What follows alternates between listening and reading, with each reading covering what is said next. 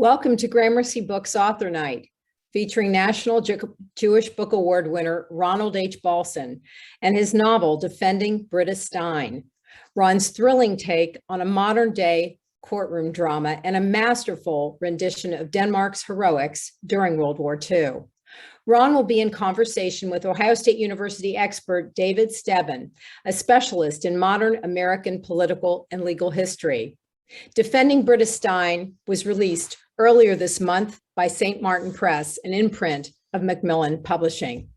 I want to thank Ohio State University's Department of History, Columbus Bar Association, and Jewish Columbus for being Gramercy's community partners for tonight's author program. I'm Linda Cass. We are live streaming this program through Zoom webinar, and it will be recorded. Let me preview the next hour or so for you. After introductions, Ron and David will talk for about 35 minutes. That will be followed by 15 to 20 minutes for your questions submitted in the Q&A box. You'll find that icon for the Q&A box on the bottom of your screen if you're using a desk or laptop, or at the top of your screen on other devices.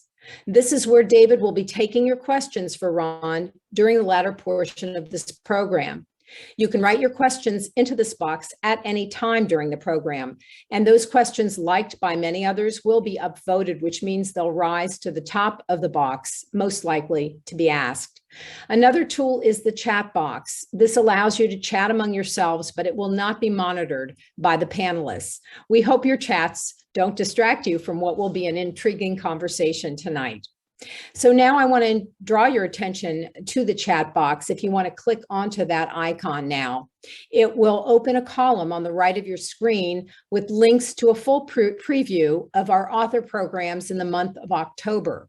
All take place at 7 p.m. Eastern Time. Gramercy Books continues to offer virtual, hybrid, and intimate in-person events for the community to enjoy, and October includes all three kinds of events. To ensure the safety for all, we require that patrons wear masks regardless of vaccine status for all in-person programs, and that's mandated by the city of Bexley. We also limit our seating capacity. In addition, beginning with our October events, we will require proof of full vaccination or a recent negative COVID-19 test. The first event I want to mention, I don't know that it's there's a link in your chat box because this event is fully registered as of today. On Monday, October 4th, Farm to Table pioneer Peter Hoffman will be in Columbus and in the bookstore in conversation with local food system expert Amy Boddicker-Basks about his new memoir called What's Good? A Memoir in 14 Ingredients. During this intimate evening, attendees will learn about the outer life of a restaurant.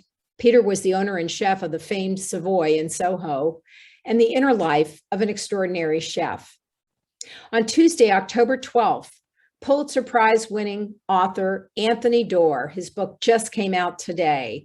He'll be in conversation with #1 New York Times bestselling author Jess Walter to celebrate the publication of Doerr's extraordinary new novel, Cloud Cuckoo Land. It's just been longlisted for the National Book Award, and I'm sure it's going to go in a number of awards. The novel is as remarkable, perhaps even more so, as Doerr's beloved All the Light We Cannot See.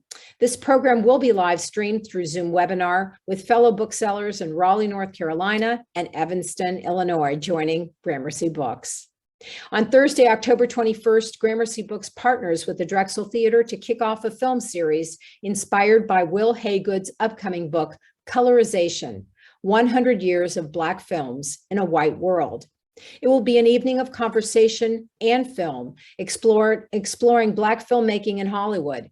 Many of you know Haygood as the author of The Butler and Showdown, and he will introduce the series in conversation with Drexel Theater director Jeremy Henthorne, followed by that evening's screening of Foxy Brown, starring Pam Grier. Will also entertain questions and sign books in the Drexel lobby.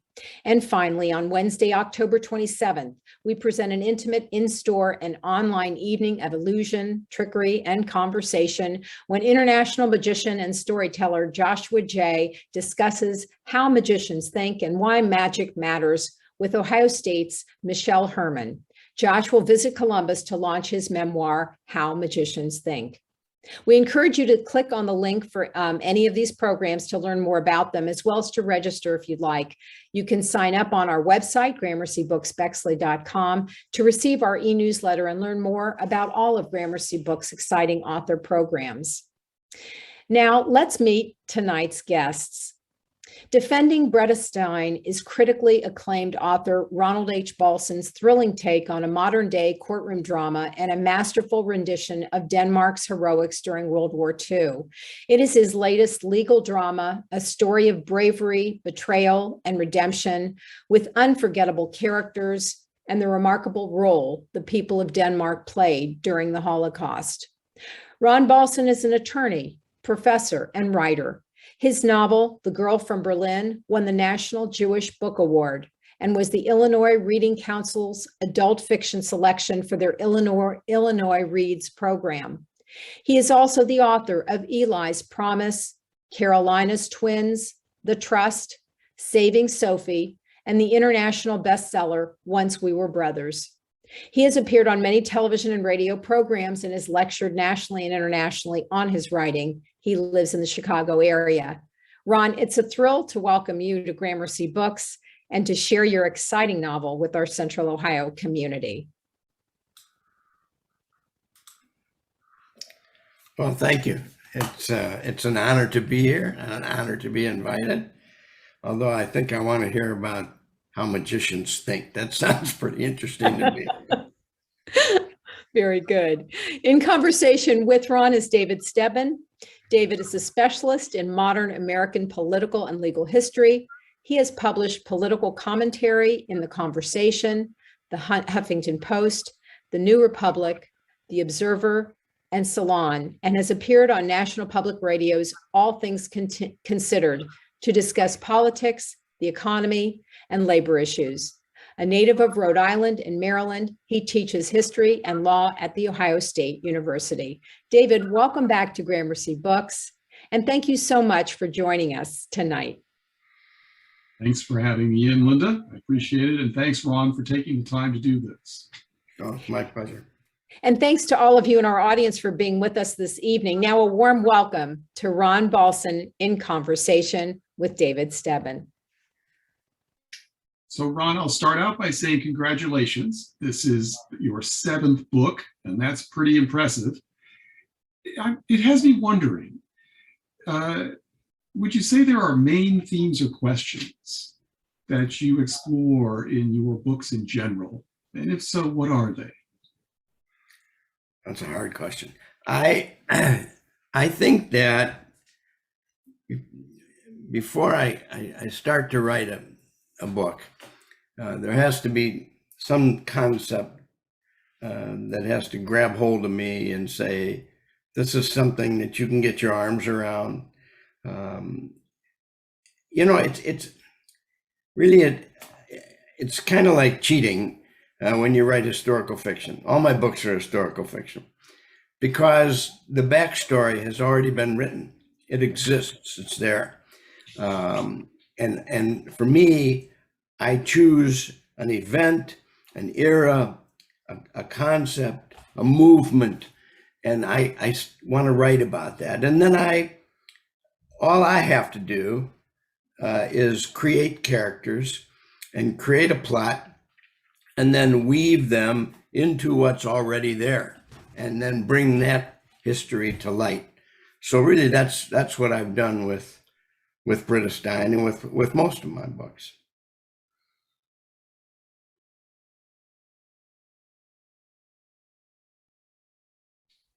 And Ron, I noticed that multiple books that you've written deal with aspects of the Holocaust. And what accounts for that special interest in yours?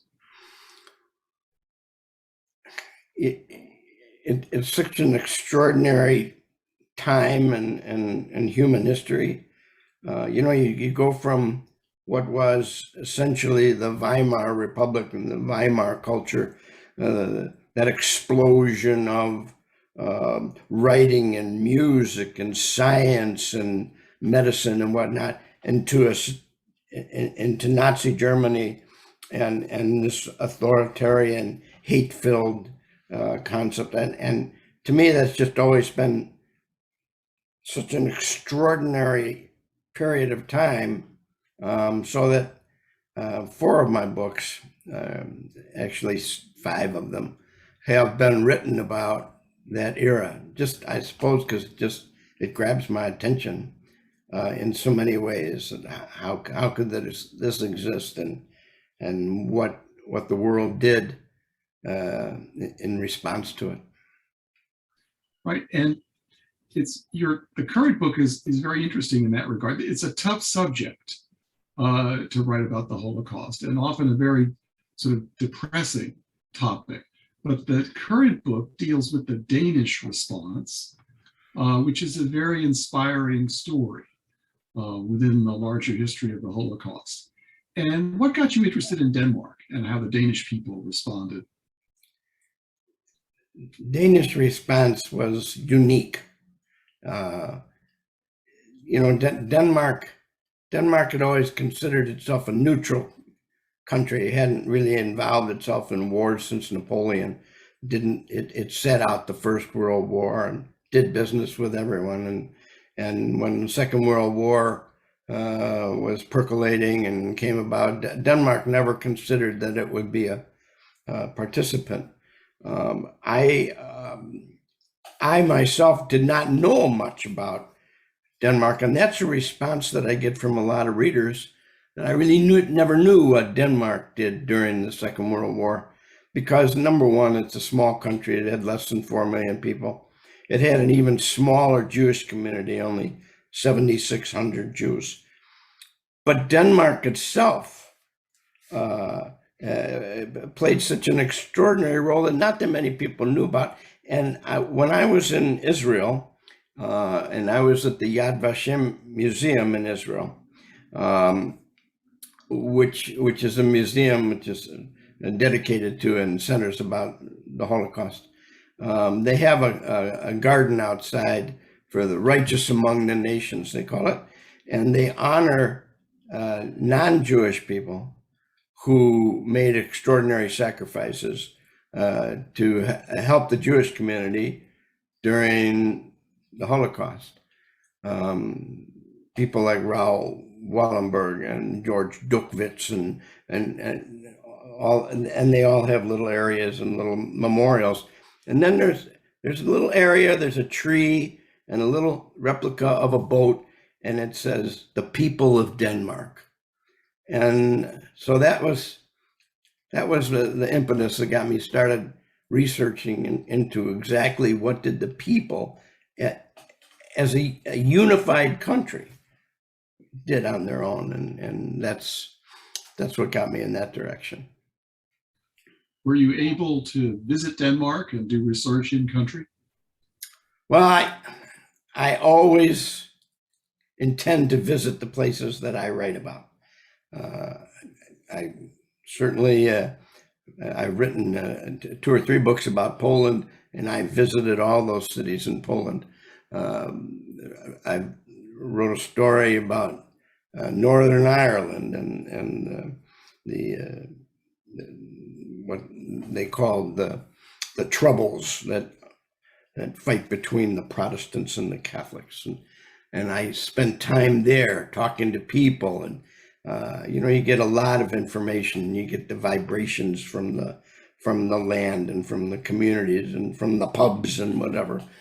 And I intended to do that with Britta Stein as well, but my trip was interrupted by COVID, so I couldn't go, and I haven't been yet. So, but I intend to go, and so I was COVID interrupted. And so what was research like for this book? Were you mostly in your house and using sources from libraries and the internet? Well, there's so much information you can access online through books. I mean, you can download books, you can download letters, you can download photographs, you can download memoirs, and there's so much material more than you can imagine, online, and that's really was the basis for my writings. And did all of that research give you a sense of why the Danish experience, the Danish people's response to the Holocaust was so different from the rest of Europe? The Danish people were a unified culture, and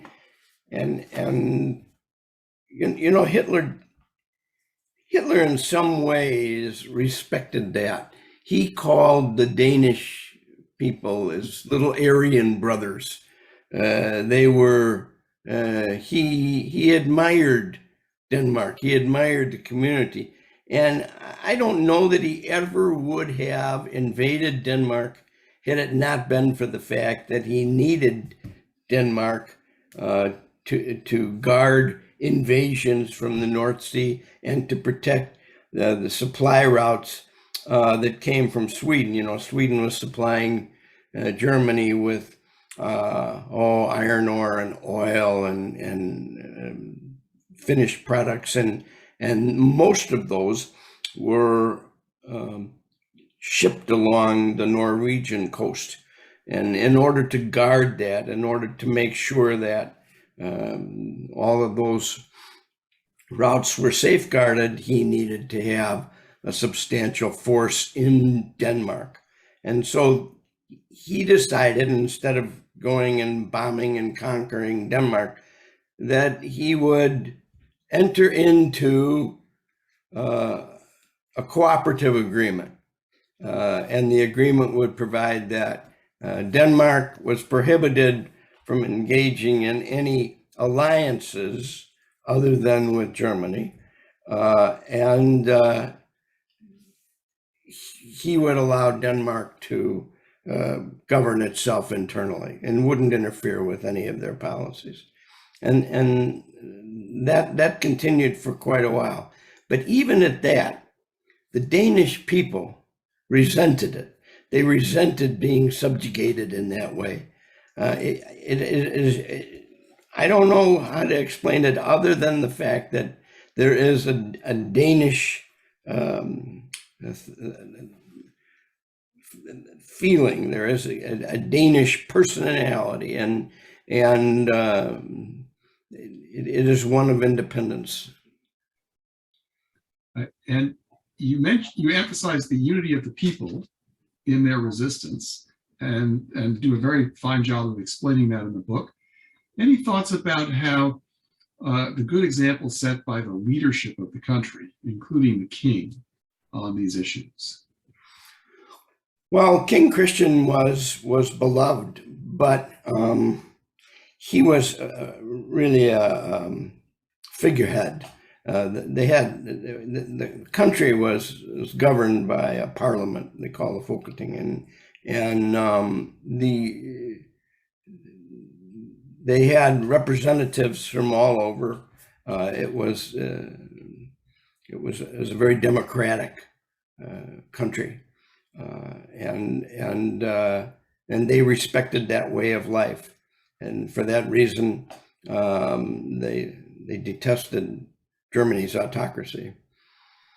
Right, and the reason I asked that question, Ron, was just, it seems to be a situation as you describe it, based on your research, where there's a lot of support for resisting the Holocaust from the people themselves, and a reasonably positive message in that direction from the folks in charge in Denmark, from above as well as below, which is not always the case. Well, I think that's right, that people were respected. I can't say that that there was one figure, there was one person, but it just seemed to be that people in leadership roles, for example, Bishop Damgaard, the Bishop of Denmark. Denmark is basically a Lutheran country, and most of the people there are Lutheran, and Bishop Damgaard, when he found out that Hitler had changed his mind, then he decided to declare martial law and take over Denmark and have all of the Jews rounded up and sent to concentration camps. That word got out, and it got out through leaders in Denmark who were not Jewish. I mean, George Dukvits and Bishop Dongard, and they sent word all throughout to the churches and to the communities, and so that the people as a whole, without having an ordered plan, decided that they would hide the Jews. They would hide them and take them in and protect them. And so that when the Gestapo came to arrest them and they knock on the door and they break in the house, there was nobody there. Ultimately, people of Denmark put them in boats and took them in the middle of the night across the Sound and into Sweden. So it was just an uprising of spirit. Right, and then actually your last point was about Sweden was one I was going to mention, ask you about. How important do you think was it that there was a place that was willing to take these refugees that was nearby, readily accessible? Well, it was essential, obviously. And it was Dukvits who put that together too. But Hitler could only go so far with Sweden. He needed Sweden. And so King Gustav knew that. And so he didn't take any crap from Hitler. But he supplied Hitler with so many raw materials that Hitler could not have fought the war without Sweden. So while Sweden didn't take part in the war itself, it certainly did substantial commerce with Hitler, and Hitler, for that reason, never countered Gustav. So it was possible for Dukvits, on behalf of the Jewish refugees, to make a secret deal with Sweden to house the Jews, and Hitler just didn't bother with it after that. Well, and it's a complicated story, the Holocaust as a whole, and your book talks about, in some ways, the most positive response. Did you have any concerns that by highlighting the Danish story, for people who aren't really familiar with the Holocaust, that they might come away with an unusually positive view of how Europeans in general responded to the Holocaust? Well, I think it's hard to generalize, period. I think it's hard to generalize Europeans, period. I mean, Belgium certainly put up resistance, and France put up resistance for a while.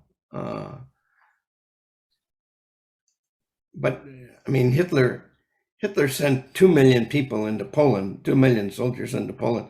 I mean, what's Poland to do about it, I guess? And so you talk about that. And then, of course, a lot of people criticize Poland for not rising up, for not doing what. I think that's hard to do. I think it's hard to say, why weren't you like Denmark? Why wasn't everyone like Denmark? Why didn't everyone just oppose such a horrible edict? And if I'm not a victim in a war, I think that's a hard judgment to make. Well, it's a very timely story, in part because anti-Semitism is once again, sadly, on the rise in many places. And it's sort of reassuring to see a story of people who do the right thing in response to the Holocaust. In other words, the Danish people, the story is a very positive one. And I suspect there are many people who don't know it. It relates to another issue in the sense that the protagonist in your book, defending Britta Stein, is a Holocaust era survivor. She's not a Holocaust survivor in the conventional sense, but she's somebody who was there at the time. And those folks are now really old. And so I was going to ask you, as a writer, to get inside the head and depict accurately a woman in her 90s, did that present special challenges to you? You know, I think it does. It does, because I've spoken with some survivors, and they're, if they can remember anything, or if they had really any significant activity in the Holocaust, then they are in their mid to upper 90s, or they're gone. And Carolina's twins is one of those, and I knew her, the person who was Carolina in the book, but and she gave me a lot of information, and that was wonderful in that regard. I didn't have somebody to give me information about Denmark, and I had to create that. That's, I suppose, part of the creative juice. But I think that's, I can only say it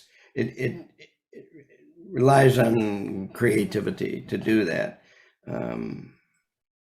I don't know that I came across anybody who was alive that could tell me what was going on in Denmark back then, other than what's in written word. The book is partly a sort of autobiography or oral history of the central character. And given that she's in her 90s, but seems to have a marvelously intact memory, any challenges about that? In other words, most 90-year-olds, even if they mean to be accurate, aren't always so. So did you agonize about that? Because of course the accuracy of her memory is central to the story. Well, that's right. What could I do? I can't have somebody. I suppose I could have. I don't know that I'm skilled enough to do that, to write a story of somebody who has memory failure.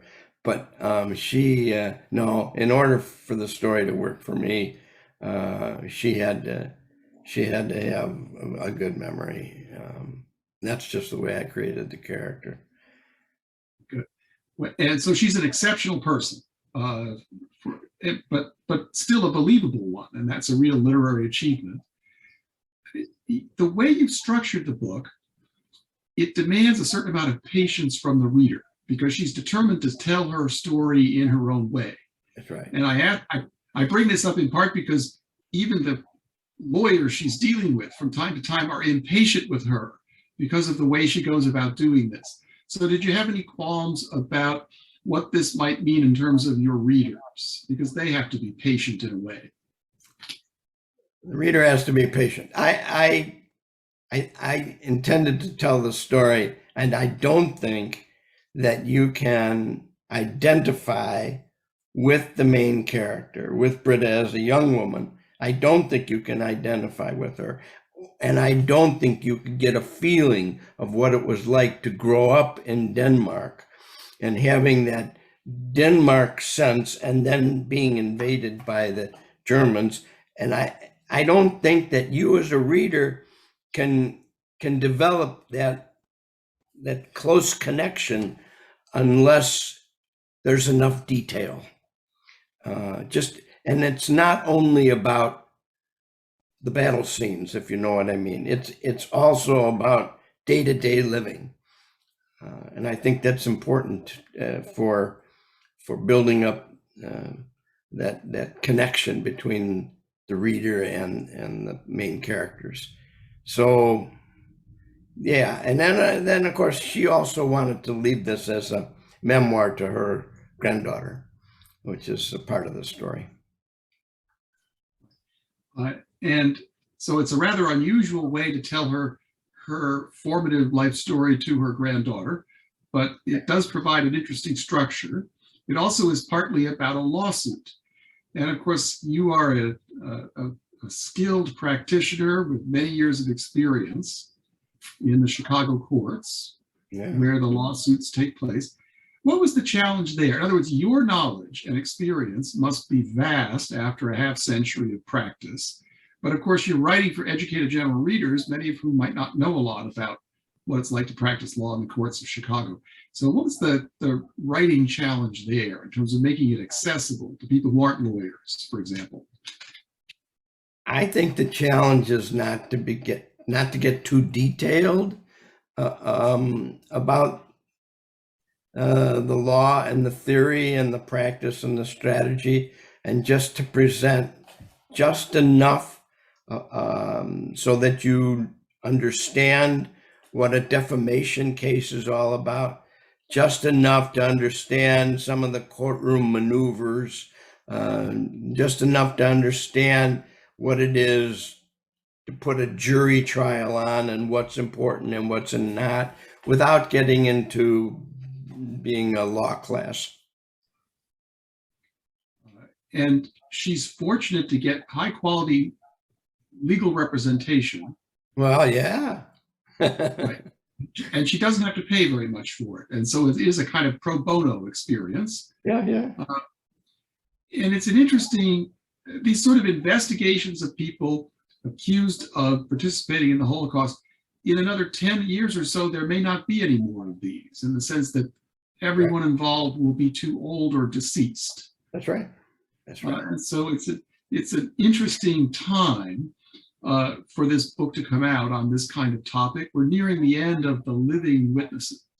That's right. That's right. That's right. And I can see, because she's my character, Catherine, the lawyer, why she would take this on. Not because she's doing a pro bono for her to list, she's got so many hours pro bono, but because it's a case that should be done, and it should be done well, and it's not about the money, it's about the essence of the lawsuit, and doing justice. So there are people like that. I want to say I've done a few of those cases myself, and there are also people like 6 o'clock Sparks, who is kind of a comical character, but one of these TV lawyers. And I was wondering, did you have a specific person in mind as the model? I won't ask who it is, for the lawyer who represents Britta. Lawyer who represented Britta? Right. In other words, did you work was there some person in the Chicago bar who sort of reminds you or helped you to build that character? Catherine, you mean? Yes. Well, she's a continuing character in my books. She was in Once We Were Brothers. When I started writing Once We Were Brothers, I knew I wanted to write a case where two boys grew up in Poland, and one was a Jewish boy, the other one was taken in off the streets, and the two grew up. But when the Nazis occupied the town, they went in different directions, and the non-Jewish boy betrayed the family and betrayed the Jewish community, became a Nazi officer, and then they confront each other so many years later, and the way they confront each other involves a legal case. And I knew I needed a lawyer to do that as a principal character, but at the time I didn't know it would be a woman. I didn't know it would be a Catherine. But when I got into writing it, I said, you know what, this takes a more gentle touch. This takes it came to me as a creative thing that I thought it would be best served by having a woman represent him. And then, of course, the private detective would be the counterpart. He would be the Irish man who is going to be a private. Now, they've been with me since I started, since 15 years ago. So they've been in all my books except Eli's Promise. And do they age over time and change and so on? Are they dynamic characters? across the books? Well, they get married. I know there's at that age. Right. I mean, they grow. I mean, if you follow them from the very beginning, they grow, they mature, they take on problems that all of us encounter in life. Yeah. All right. And I did have one other question. I see our time grows short, and I don't want to run over because we want to be able to let people with other questions get them addressed. The way you describe the sort of villain of the story, there is apparently this pattern in American culture of the sort of person who likes to pretend that he's a veteran of some major military conflict and go into bars and sit down and tell war stories about himself that are utterly fictional. And apparently this is not an isolated thing. There is a kind of person who does this. And without giving away your book, because we want people to go and read it and buy it, any insight into the psyche of someone like that? Why people would do such a thing? Make up make themselves into heroes in wars in which they were not heroes, and maybe never even served in. I don't know, David. I think I have the same perspective you have about that. Of course, in defending Britta Stein, this 95-year-old Danish man owned a restaurant and a bar, and he'd owned it for years and years, called the Melancholy Dane. And he had some pictures up behind the bar of him in World War II, and claimed that he was a hero, and he was being inducted into a Danish American Hall of Fame and all of that, which prompted Britta to set the record straight. Anyway, yeah, I think there is some of that, and so to that end, I'm happy that Britta did what she did. All right, well, we are just about at 7:45. So let me just take a look in the Q&A box. All right, so you have a question from one of our listeners who asks, what are your favorite authors and what are you reading now? Well, I tend, when I get the chance, because I'm always writing something. I'm in the middle of writing a book right now, and I have a contract to write a book beyond that. And so I'm always writing something, which means that I'm always researching something. So I don't have a lot of time now for just pleasure reading. So, but when I do read just for pleasure purposes, I tend to concentrate on history books. Here I have on my shelf, I have Grant, I have Thomas Jefferson. I tend to read those. Well, and I had a question for you related to this, about your fondness for historical fiction, because so many people who major in history in college, as you did, for example, if you ask them, how did you get interested seriously in history? And they tended to have started with historical fiction, because the best historical fiction is wonderful in terms of being literary and bringing alive the past. And a lot of people who write it often do a lot of research. So what are the pluses and minuses of historical fiction? In other words, are there any drawbacks in your mind? And what are the best things about it? Given that all of your books essentially are historical fiction. I always say, if I'm successful in writing a good historical fiction book, at the end of the day, when you close the covers, you finish the book, you say, you know what? I really enjoyed that book.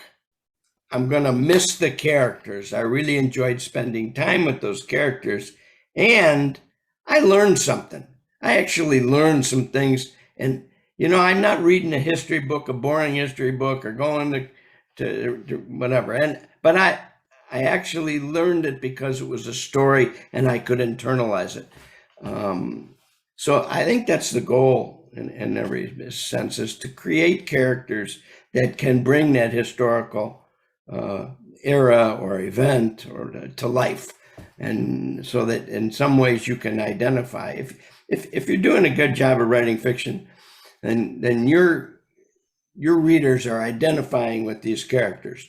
They're learning to like them and they're learning to hate them, and they'll have some emotional connection one way or another, and that can be used then to bring out the historical objectives of your story. Do you have some favorites of historical fiction that help inspire you as you do your work?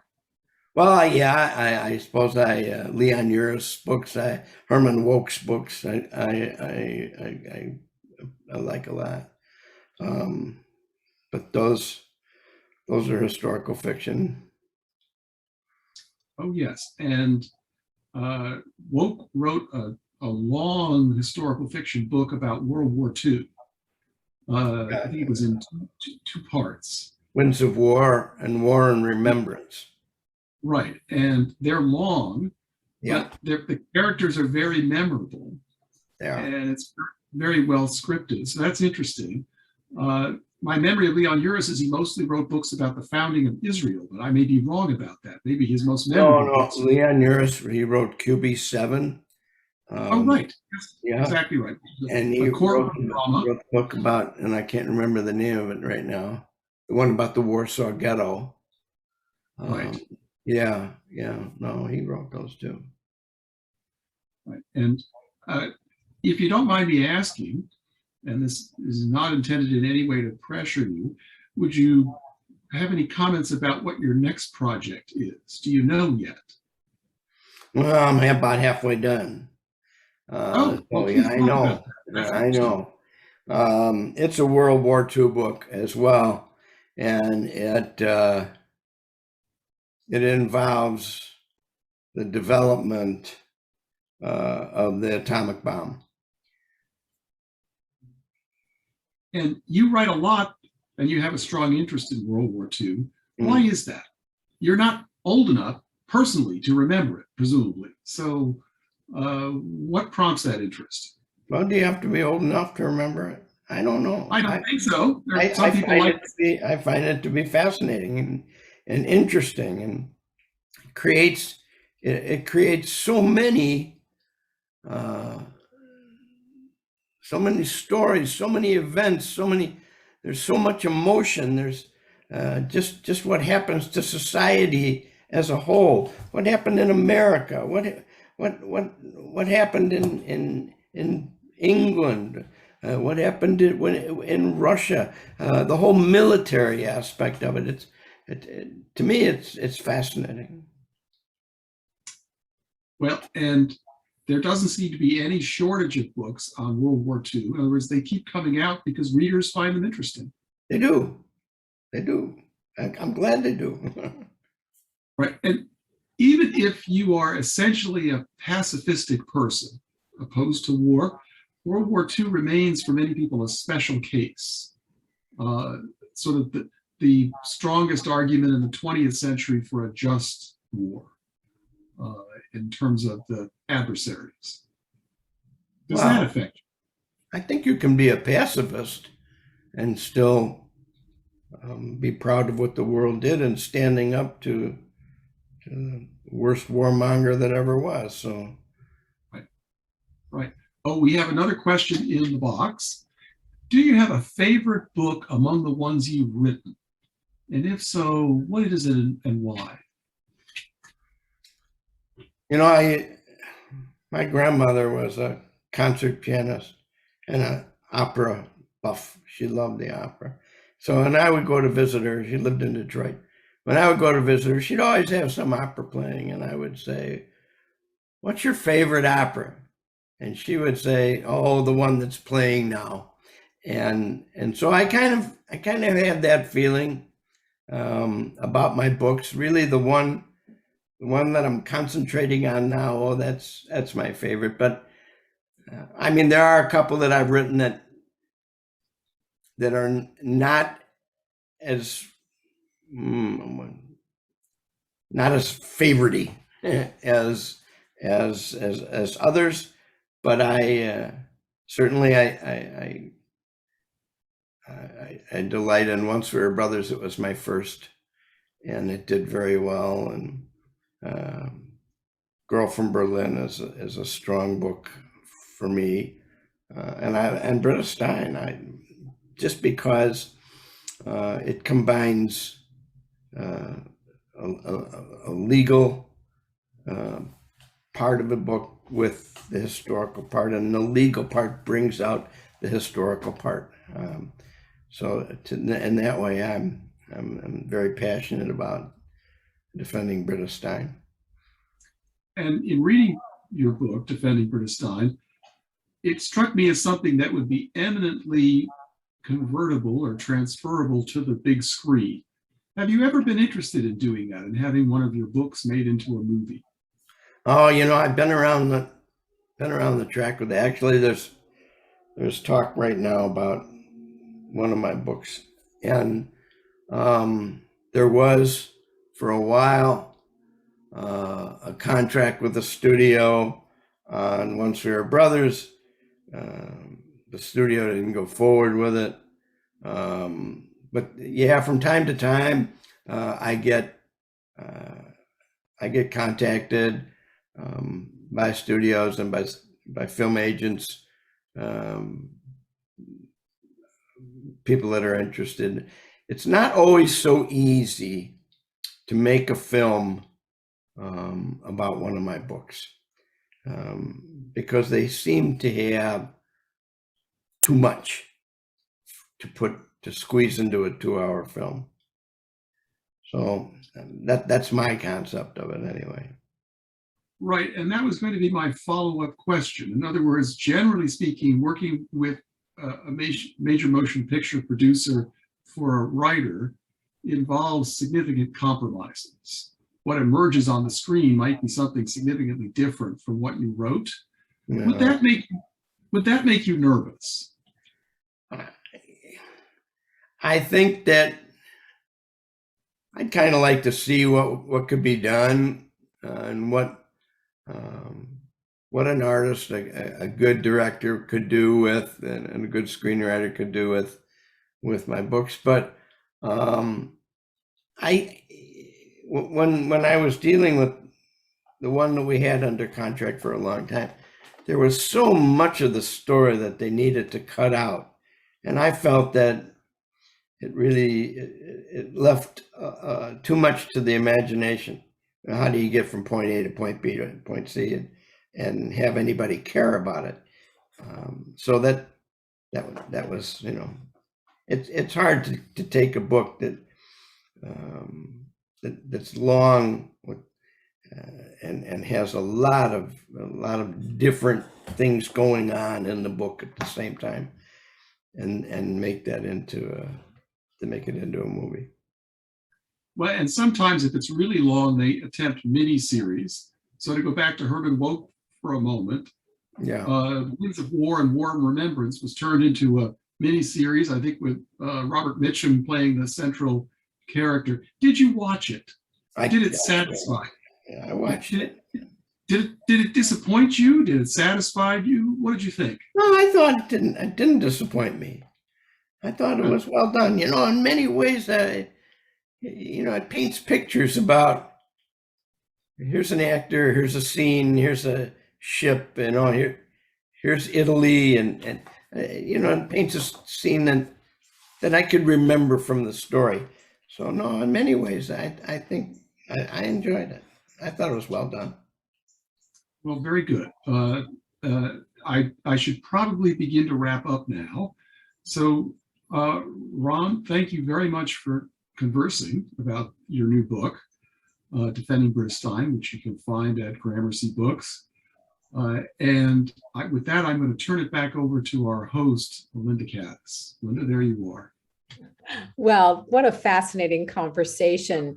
Thank you, Ron. What a amazing book. I loved it. I told you that beforehand. Here it is right here. And David, such well thought out questions, really extraordinary. Thank you so much. Thanks to the people in the audience for your thoughtful questions as well. This gripping story of bravery and redemption is a must for anyone who enjoys historical fiction, especially World War II, about World War II, as well as legal thrillers. You get it all in this book. So we have added a link in the chat box where you can purchase a copy of Defending Britta Stein if you haven't already. And, just, I don't know if there's any parting words, Ron and David, but, our deepest thanks to both of you from Gramercy Books for sharing this wonderful conversation with our viewers tonight. Well, let me say that it's a privilege and an honor to be asked to appear on this program. And David's questions are hard questions. I've done a lot of these, and the questions aren't always quite so difficult to answer. But David's questions are deep questions, and I appreciate your taking the time to do that. Well, and Linda and Ron, thank you both for inviting me to participate. It's a fascinating book, and it's a very readable book. It's really tightly, concisely written, and that's a real achievement in today's world. So it did not feel like an onerous assignment at all, and I recommend the book highly. Thank you. Thank you. As do I. Again, thanks to Ron Balson, thanks to David Stebenne, and thanks to all of you for joining us this evening. I just want to remind everyone of the links in the chat box with registration to remaining October events. And thanks to everyone for spending part of your evening with us tonight. Enjoy the rest of your evening. Thank you. Good night. Good night.